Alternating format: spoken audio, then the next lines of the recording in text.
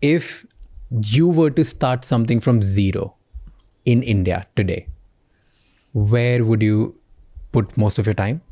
And what's the first step you'll take? Well, you'd mostly start a company because you think you enjoy working on something and you think you have a world-class understanding of, a unique contribution.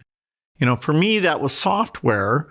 For this day and age, if you think you understand, fusion, that's great. If you're successful, which that's risky, you could really improve the world. AI is sort of today's equivalent of what I did when I was young, to see, wow, the possibilities are unlimited.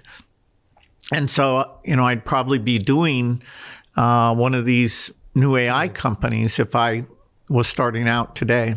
Do you still feel there's a lot of opportunities in AI to build something as significant as what you've built, or it's pretty late?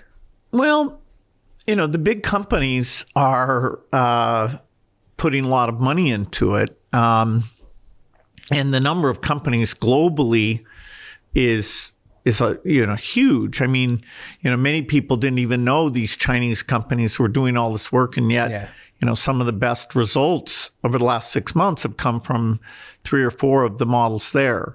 So it's not, when I got going in computing, it was a very small set of people. And, people thought we were crazy that we set a computer on every desk and a computer in every home.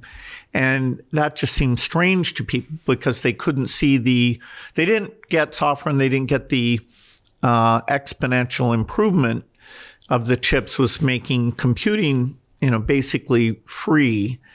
So I'd say it's tougher to get out in front. Mm-hmm. There will be new companies. I mean, Nvidia, is almost as valuable as Apple and Microsoft, and yet, they